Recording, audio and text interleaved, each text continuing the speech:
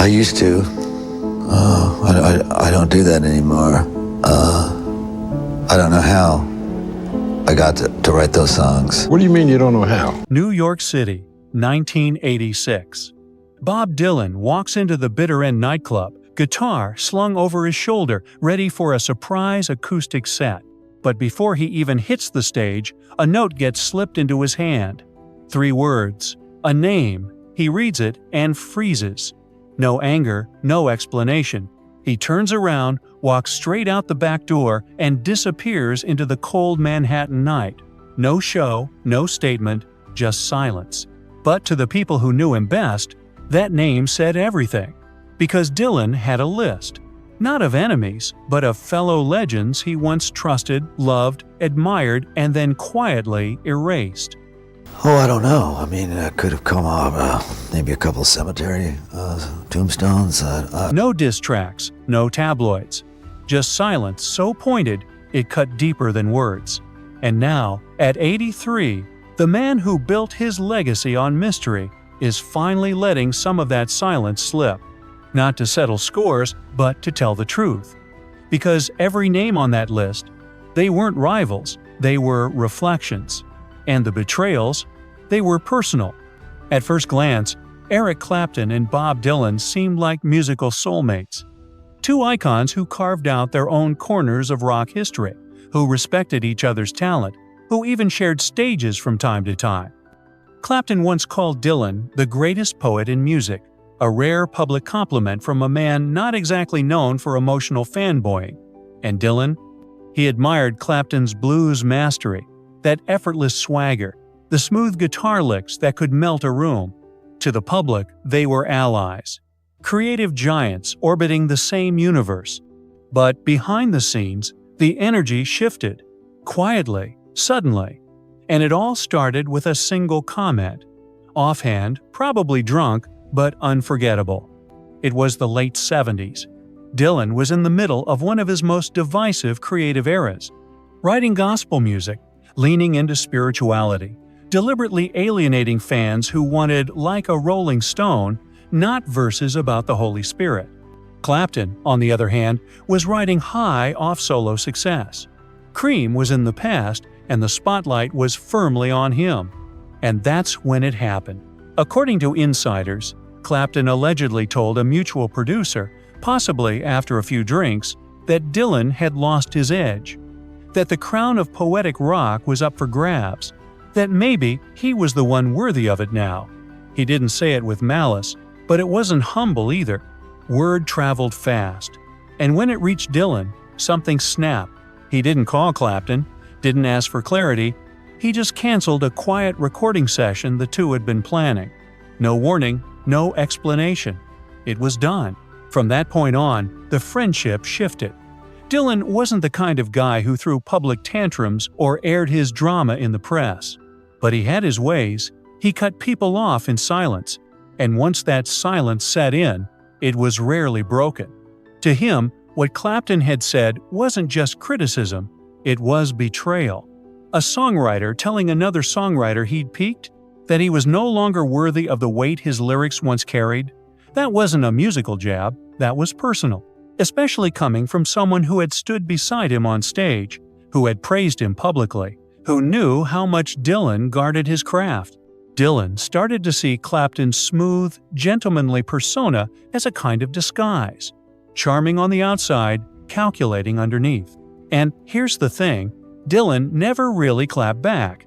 There was no song about Clapton, no icy quote tucked into a press release. But the energy was different. Invitations stopped. Recording offers dried up. They never collaborated again in any meaningful way. And every time the press brought up Clapton, Dylan kept it surface level, vague, diplomatic, which, in Dylan's world, is just a more elegant way of saying, you're out. Because when Bob Dylan decides to shut a door, it doesn't slam, it disappears. And for Eric Clapton, that door vanished long ago. There was a time when Bob Dylan and Joan Baez were inseparable, musically, politically, and emotionally. In the early 1960s, they were the crown royalty of folk. Their voices wove through civil rights, rallies, peace marches, and concert halls, packed with believers who didn't just admire them, they believed in them. When they sang together, it wasn't just harmony, it was a movement. Bob, the scrappy poet from Minnesota. Joan, the luminous voice of activism. Together, they made folk music feel like scripture for a restless generation. But like most powerful duets, what made them magical also made them combustible. And when things fell apart, it wasn't over petty jealousy or creative clashes. It was something far more personal. A fracture in values and in trust. Dylan was never one to stay still. By 1965, he was growing restless with the protest anthems, the labels, the expectations. He wanted to evolve, not just musically, but spiritually. So he did what no one expected. He plugged in. He went electric at the Newport Folk Festival, famously enraging the purists and earning boos from the very fans who once saw him as their voice. But Joan Baez wasn't just disappointed. She was heartbroken. To her, Dylan's shift wasn't just an artistic choice. It was a retreat, a betrayal of the cause they had stood for together. She didn't hide her feelings. She told interviewers that Bob had lost his way, that his lyrics had become self-indulgent, that his detour into abstract poetry was a form of escape, not evolution. And Dylan? He didn't respond. Not in public, not in song, but he heard it. From someone who had once stood beside him on the front lines, who had comforted him in private moments, who knew the insecurities behind the myth. To Dylan, her words weren't just criticism. They were a weapon wielded by someone who should have protected him, and that cut deeper than any journalist ever could. So he didn't lash out. He simply shut the door. Over the next 4 decades, he refused to collaborate with her. Invitations were ignored. Duet requests declined. Even when their paths crossed at award ceremonies or retrospectives, the warmth was gone. The harmony dissolved. When pressed about it in later years, Dylan once muttered a single sentence under his breath that said everything. She sang for the people. I was singing for myself. It wasn't arrogance. It was self-preservation. Because for Dylan, music had stopped being a mission. It had become a mirror. And he couldn't share that mirror with someone who only saw in him what he used to be. Their story is one of the most tragic in music history. Not because of how loudly it ended, but because of how quietly it faded. 2 voices that once lifted generations, now reduced to silence. And that silence? It may have said more than any song they ever sang together. Bob Dylan didn't mind rebellion. He built his legacy on it. He didn't mind critics either. They were just background noise to a man who never played by anyone's rules. But what Dylan did mind, deeply, was mockery. Not criticism rooted in thought, but sarcasm disguised as intellect. And when it came to Lou Reed, that mockery wasn't subtle. It was public. It was repeated, and it struck exactly where Dylan was most sensitive. His integrity as a poet. In the mid-70s, Reed gave an interview that would permanently shift their dynamic. With a smirk, he dismissed Dylan's work as meaningless, called his lyrics smoke and mirrors, and labeled him a master of pretense, not poetry. To Reed, Dylan was an overhyped symbol, not an artist. But to Dylan, those comments weren't just insulting, they were surgical, and he never forgot them. What's chilling about this feud isn't how it exploded, but how Dylan made it disappear. There were no fiery responses, no cryptic lyrics, no interviews where he even acknowledged the insult. Instead, Lou Reed's name was erased, wiped clean from Dylan's public universe. For a man who wrote tributes and dropped subtle name checks to peers across albums and speeches, the absence of Reed was glaring. There was no mention in liner notes, no nods in memoirs, no offhand references in interviews, nothing. It was like Lou Reed had never existed. To Bob Dylan, he hadn't just been insulted, he had been disrespected. And disrespect, in Dylan's world, came with consequences that were cold, calculated, and final. The moment that cemented this silent feud came years later in the early 90s. A Rolling Stone journalist casually brought up Lou Reed in an interview. Dylan looked up from his cigarette, raised an eyebrow, and asked one word, "Who?" And then he smiled. It wasn't a joke. It was a quiet execution, a dismissal so complete that it rang louder than any headline. The message was clear. If you cross Dylan in a way that cuts too close to the soul, you don't get a second act. You don't even get a mention. You vanish. Frank Zappa never pulled punches. He didn't just break rules. He mocked the people who wrote them. For some, that irreverence was genius. For others, it was just noise. But for Bob Dylan, it crossed a line that few ever dared to touch.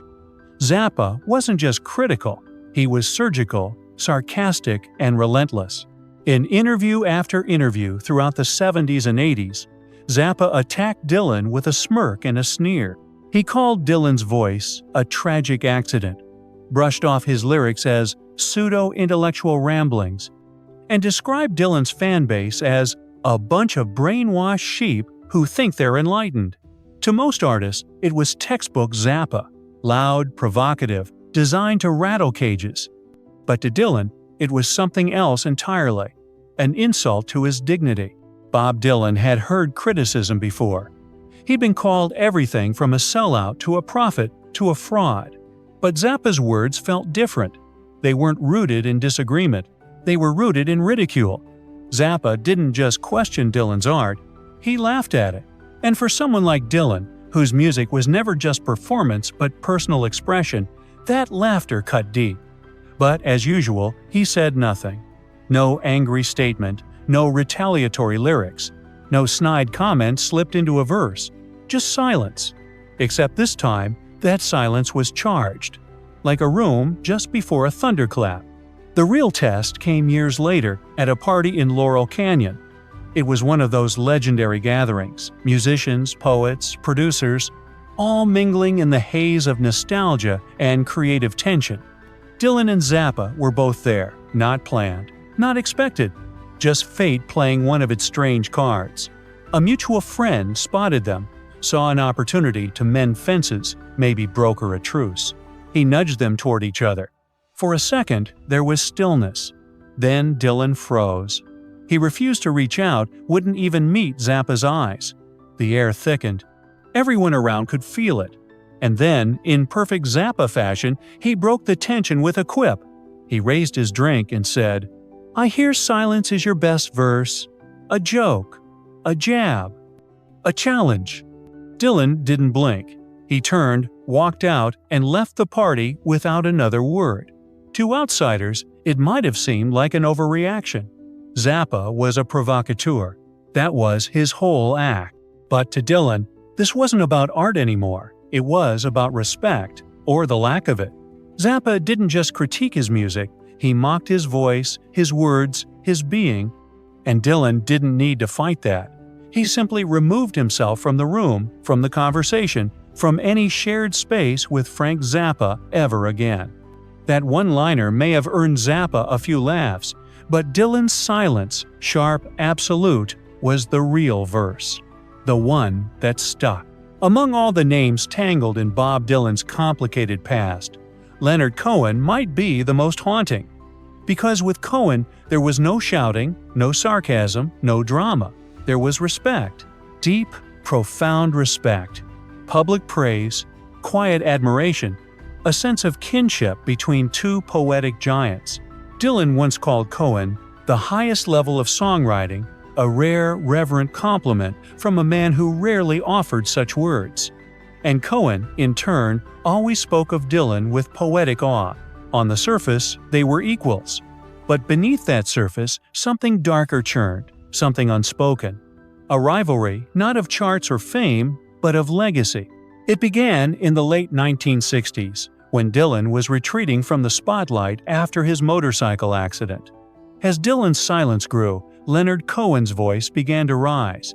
His mystique, the monk-like persona, the whispered darkness, the refined melancholy, captivated audiences in a way that felt familiar, even Dylan-like. But it was cleaner, more intellectual, more composed. And slowly, something began to shift in the cultural air. Critics began comparing them. Some even dared to suggest that Cohen had surpassed Dylan in poetic depth. To fans, it was idle talk. But to Dylan, it was a quiet threat, a reflection of something he feared, being replaced not by someone louder or flashier, but by someone more thoughtful, more disciplined, someone who took his language and gave it a new kind of elegance. But the true fracture came in the early 70s. In an interview, Leonard Cohen mused gently, thoughtfully, that Dylan's early lyrics were juvenile compared to mature poets. It wasn't a jab. Cohen was discussing growth, evolution, the nature of art. But to Dylan, it wasn't abstract, it was personal, because Cohen wasn't just another critic. He was someone Dylan had once admired, trusted, someone who understood the weight behind every lyric Dylan wrote in his youth. Every verse forged in fire, confusion, and raw instinct. And now, that same man was labeling it juvenile. For Dylan, it wasn't analysis. It was betrayal, wrapped in academia. He didn't respond. Not in interviews, not in music. But he did something colder. He withdrew, the warmth vanished, the tributes stopped. And when Leonard Cohen died decades later, after a lifetime of shared fans, mutual influence, and artistic parallel, Dylan offered just 3 lines. No memories, no emotion. Just a hollow acknowledgement. Fans were stunned. They expected reflection, nostalgia, maybe even grief. But Dylan gave them silence in verse form. Because the wound had never healed. Not entirely. Michael Bloomfield wasn't just a collaborator. He was Bob Dylan's secret weapon, the electrifying force behind one of Dylan's boldest reinventions. When Dylan shocked the world by going electric on Highway 61 Revisited, it was Bloomfield's raw, untamed guitar work that lit the fuse. His playing wasn't polished. It was explosive. It brought edge, energy, revolution. That album didn't just mark a turning point in Dylan's sound. It marked a shift in music history. And at the center of that moment, standing just out of frame, was Bloomfield. For Dylan, their work together wasn't just professional, it was sacred, it was trust, which is why what came next hurt in a different way. After Highway 61, Dylan wanted Bloomfield by his side, on tour, in the studio, maybe even on the next phase of his journey. But Bloomfield started pulling away. At first, it was subtle. He'd skip sessions, turn down invitations, make excuses. Some said he was overwhelmed by the pressure. Others blamed his growing struggles with addiction. Whatever the reason, Dylan felt it. And worse, he took it personally. Here was the man who helped him break free of folks' acoustic chains, now ghosting him in the middle of a musical transformation. It wasn't just unprofessional, it felt like abandonment. Still, Dylan didn't lash out. He didn't chase him, he just moved on. Quietly, deliberately, hurt buried beneath the next set of chords. But the real fracture came years later, not in silence, but in speech. Bloomfield gave interviews where he began reframing history. He didn't just reflect on their collaboration, he rewrote it, claimed credit, implied he had saved Dylan's career, that without his guitar, Dylan would have never made the leap into rock, that he gave Dylan the edge.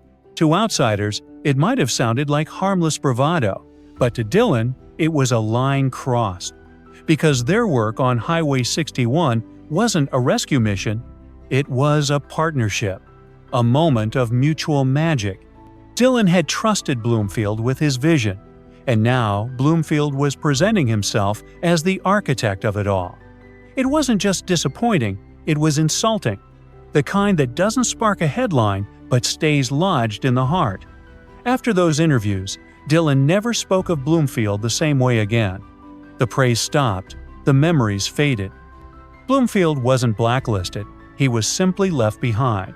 Years later, when Bloomfield's life spiraled and eventually ended in tragedy, Dylan stayed silent. No tribute, no stories. Just absence, because to Bob, this wasn't about music, it was about loyalty. And Bloomfield, whether by accident, addiction, or ambition, had shattered that loyalty. And once that bond was gone, there was no encore.